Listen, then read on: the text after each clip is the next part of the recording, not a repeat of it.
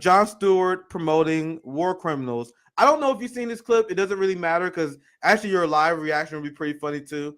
A lot of times when I do my shows with CJ, he would send me like videos. I was like, nah, I'll wait. Since I know you plan this segment, I'll wait because I want to see. I want to get my live reaction. And that's why I think the Nick and CJ show works because a lot of times you see CJ prepare a video. A lot of times CJ be like, what you want to talk about today? I won't tell him. I'm like, oh, I don't really got nothing that much. Then I'll pull a segment out of nowhere just so I can see his real reaction. It's always funny. So I don't know if you've seen this, but I'm gonna get your take on this as well. I saw a minute and I had to put it down. I saw a minute of it, so I haven't seen it in full entirety. I watched like 1 minute. I watched like 1 minute and I rage quit. So we're only gonna watch for the sake of our YouTube channel not getting pulled. We're gonna watch the promotional clip they put on Twitter, which is not against copyright because that's the clip they put out there. So we're gonna watch that. Only 5 minutes. We see how far we can get into it. I watched 1 minute of the Jon Stewart, Hillary Clinton, and Condoleezza Rice, and I threw my hands up, said, "What the fuck?"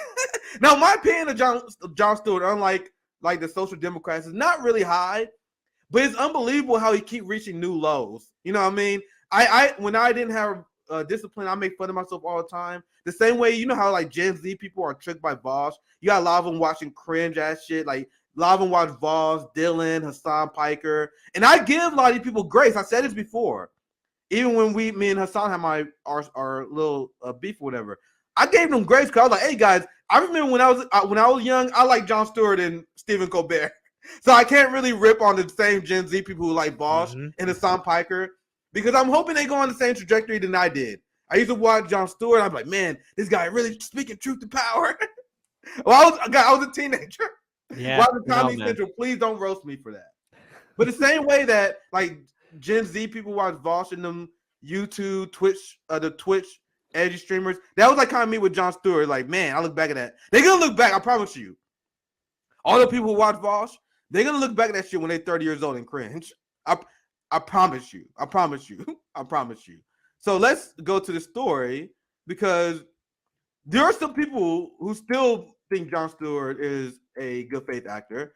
And you can have a debate. And if you want to put back on me, that's fair enough. Because I actually am kind of conflicted on whether Jon Stewart is just a straight out sellout or is he just dumb? You know what I mean? Because he's kind of a comedian. Is he really reading between the lines on geopolitical issues? He's rich. Does he really give a fuck? Or is he just a 100% sellout? And I'll be honest with you guys, not sure which one it is yet. Leave a comment if you guys if you got a theory, you want to know which one it is. Let me know. Leave a chat. Can you have anything you want to add before we start the video? Everyone, don't rage. Hit your phone. Don't throw it against the wall, please.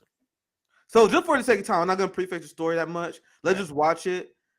Jon Stewart, the guy who will fight to death for veterans to get health care. Not saying shit about Medicare for all though. Like those are the kind of things that expose. And I remember looking back at it critically now. Because remember, I was a kid when I used to like Jon Stewart, right? I didn't have the kind of critical analysis of the global politics. Jon Stewart, looking back at it, I know what he was doing now. Like he would talk about problems, and then he'd be like, "This is because of Fox News, and because of Fox News is lying to you." You guys know he was obsessed with Fox News. He's like, "All our problems is because of Fox News. All our problems is because of these goons in the Republican Party." And Jon Stewart would call out Democrats every once in a while. But he would thread that needle with saying, "Oh, this is only because of Republicans, right?" He didn't really have a critical analysis of the Iraq War. He might say the Iraq War is bad, but he won't. He didn't do segments exploiting the corruption. He had a lot of blind spots. But I can explain that all day. But for the sake of time, let's just get to the video, and you will guys see the new level of shit liberty of Jon Stewart. And man, it's unbelievable how low this guy keeps sinking. So. Let's watch. Just very briefly on Libya, because that was on my watch. But this is not again. No, but I want to make a larger point because, oh God,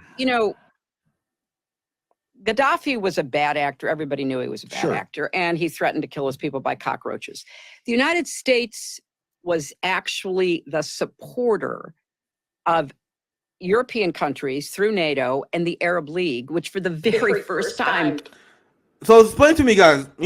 I'm trying to hold this back because I don't want to keep Kate here too long. But Gaddafi is a bad actor, And the reason why they really say that is because he wanted to create a Pan-African currency and a Pan-African League of African countries that will resist Western imperialism. So Gaddafi is a bad actor. So we're going to help the Libyan people by overthrowing him, by promoting radical jihadist groups that will leave a vacuum that creates the African slave state as we know it today.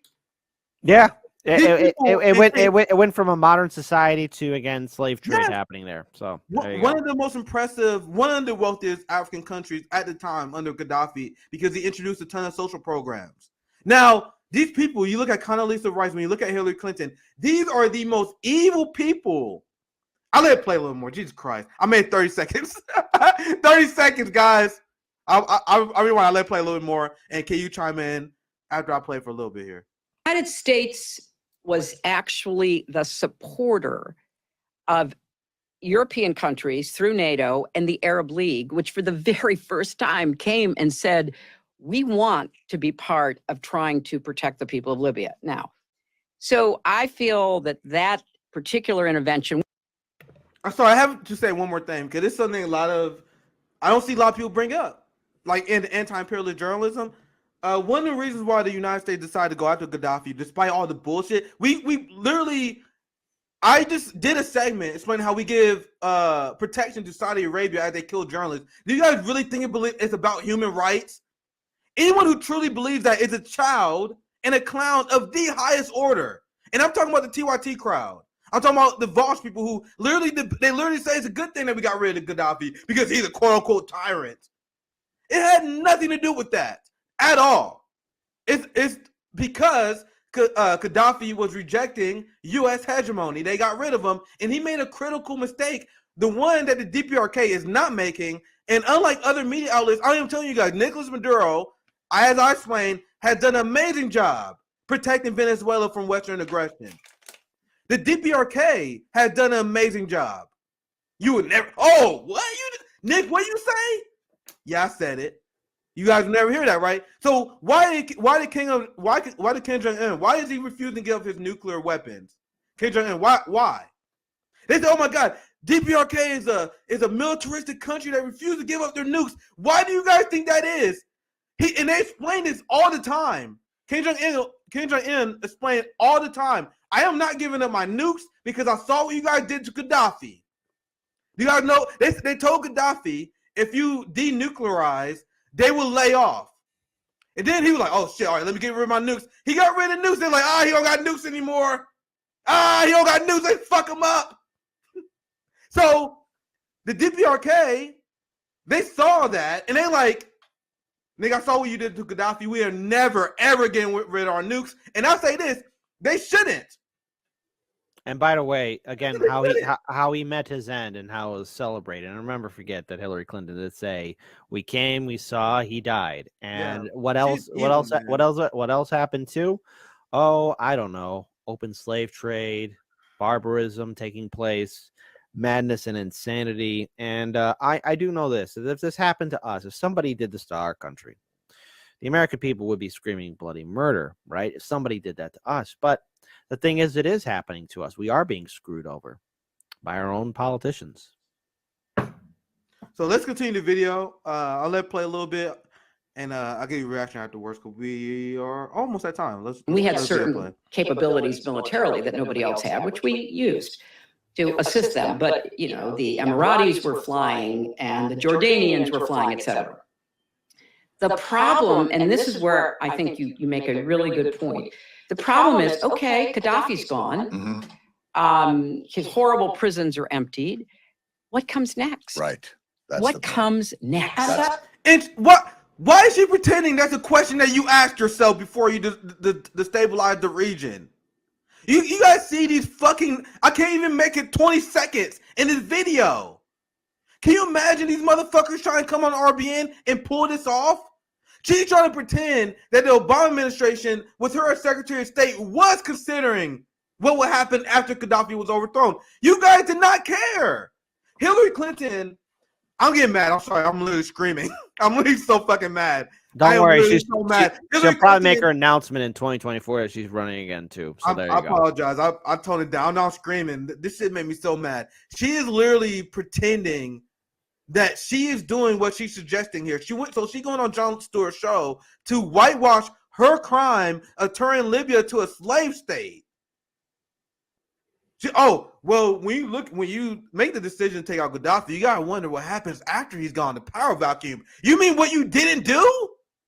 What is this, Jon Stewart? How are you not pushing back? Are you dumb? That's why I asked the question: is it dumb or corruption? You know what this is? You know what this reminds me of? It reminds me of when Kyle was told to sit in the corner of his own show when Crystal Ball had Bernie Sanders on. He was just like, just ask the safe questions. Here you go. Get the views in, and that's it. That's what I compare this interview to. Crystal's softball interview with Bernie Sanders. This is, like I said this in my tweet. I told you guys I didn't have a high opinion of Jon Stewart before this. But this is how you completely ruin all your credibility, where it's like you get no benefit of doubt after this, because this is horrific. Like, this is how you completely tank any credibility that anyone had for you should be gone after this. Can you imagine if they come on our show, said not just mine, but Heartland's Media, Combo Cow, Jimmy, any show trying to pull this off? This is unbelievable. Let's see if we can get another minute. On a personal note, like sometimes interviewing, like even people with the Democrat or Republican Party, like for example, I've interviewed third party candidates, but honestly, like with Democrats or Republicans, it's like a part of me thinks like, should I even care to interview these politicians anymore? You guys notice I haven't. I declined quite a few people. I'm not gonna say who, 'cause I don't want to like throw shade, but I declined quite a few people. Like, they were like, I'm a progressive Democrat. Yeah, I know you guys are Democrats, but I like RB and messages. Yeah, I don't like Democrat Party either, but I got different. Nah. I'm not gonna say any names, but there have been quite a few people who reached out. I'm a progressive Democrat. Hey, yeah, I saw you call out the Israel issue. I'm not like the other ones. I'm actually strong. I stand for the Palestinians. Nah, I don't believe you. Leave the party. Anyway, let's continue this a little bit longer. That's always a problem, because there's always a vacuum. Because look, dictators don't allow institutions to flourish. So when you take the dictator out, there are no institutions. That's right. So but the question becomes: do you then say I'm gonna let it play just for the sake of time, but please, I really hope you guys understand what she's saying is bullshit. I don't got time, but please understand. This is so horrible. 1 minute and 16 seconds. I let it play just for the viewing pleasure of you guys, but I'm tapping out. This is next level propaganda. This is Morning Joe level propaganda. I told you guys, I think Morning Joe is I wonder what Kit thinks, but Morning Joe is, I think, the best propaganda show. They got their shit in line. Hey, wait. Up there. This is Morning Joe level. Look, I know we're running short on time. So look, here's the thing. I know this is your show, but I do this on Heartland's Media. Hey, to all the lovely people who are watching Revolutionary Blackout Network right now, we got 533 people. Let's have democracy in the chat. Type 1, if you remember that good old Joe Scarborough actually has a scandal surrounding him, and somehow now he has a great popular show, especially when he was in office. Type 2, if you never heard of it, and you're going to Google it right now. Much love to Kit here. Kit from Harlan's Media, Jimmy. I'll let it rewind and I'll let it play for 2 minutes. I promise, guys. No critical analysis. I already saw my bed where it said Nick, let the video play challenge. You guys know I struggle getting through this so much, but I'll rewind it and I'll let it play for 2 minutes so you guys see the propaganda in its full glory, and I'll get you out here, Kit, after that. Point. The problem is, okay, Gaddafi's gone. Mm-hmm. His horrible prisons are emptied. What comes next? Right. That's what comes next? And that's always a problem, because there's always a vacuum. Because look, dictators don't allow institutions to flourish. So when you take the dictator out, there are no institutions. That's right. So but the question becomes: do you then say, let Gaddafi go ahead and kill his people because it's going to be hard afterwards? Or in our case, we thought Saddam Hussein had weapons of mass destruction. You're going to let that continue, or are you going to take him out and then do the best that you can in helping people to recover? You have to recognize that it's going to be hard once you take the dictator out. But John, it's a little bit of a false choice to say, well, then just leave the dictator in place because it won't be chaotic. It may not be chaotic. I guess what I'm saying is, it may not be chaotic, if we take but that it might be role brutal on, against the people. if we take that role on, can we sustain as a country? You know, when you think about the Soviet Union's collapse, they overextended and they got in an arms race with us, and they had all these satellites. Are we overextending America's power, especially militarily, when you talked about an $800 billion defense budget. Let's assume instead of being in a podcast studio, we were Yes. in a situation, right? Or, in the tank, in the Defense Department, wherever we were. Right. Okay.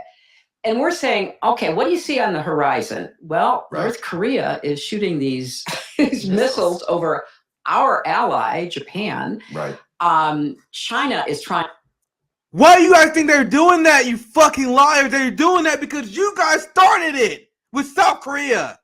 I let it play. To build up its blue water navy so that it can compete with us anywhere in the world. Mm-hmm. You've got, the Russia-China relationship. It's tricky, but we have to watch it really carefully because we don't know where that might lead. We've got Iran, still a very bad actor, and probably in addition to killing their people, will cause some external problems in order to take people's minds off it. We have a lot of issues. So do we just sit back and hope for the best, or do we try to be positioned in enough places with enough support that we can be a good ally to those who are counting on us? And you have to watch the. We got 2 more minutes here, kid. Yeah. But that was something else. I think we played. I'll play the last part of Condoleezza and we wrap it up. That's unbelievable. Everything she said was a lie. For example, when she talked about how the North Koreans are launching military exercises, they did that in response to the U.S. and South Korea launching military exercise in their sovereign area as well. So they get mad at DPRK for doing exactly what they did first. It's unbelievable how effortlessly these people lie. Oh, Jesus Christ. I'll just play a little bit more and I'll get your last thoughts, kid. Potential rise of terrorism again. So you have a lot on your plate. But I would just say, should the United States be selective in the use of its military power? Right. Yes. Right. After Afghanistan and Iraq, which we did for security reasons, not because we wanted to spread democracy for security reasons. Do y'all niggas really believe that? I apologize. This is infuriating. Gunpoint, but for security reasons. Although ultimately we were told that spreading democracy would make the world safer because freer countries would. Wait. Stop. I'm so sorry. But last I checked, when the war in Iraq was happening, we were told that there were weapons of mass destruction there. Well, there weren't any. Okay? That was a lie. Spreading democracy. Is there more democracy all over the place? The answer is no, there isn't. Okay? There was more instability that took place. Now, look, I want to see a world where there's democracies and republics and people are having dialogue and helping out their citizenry and so much more. But the war in Iraq, the war in Afghanistan opened the floodgates for more insanity to take place. So, no, democracy wasn't spread. Human rights wasn't spread. What spread afterwards was unending, meaningless war.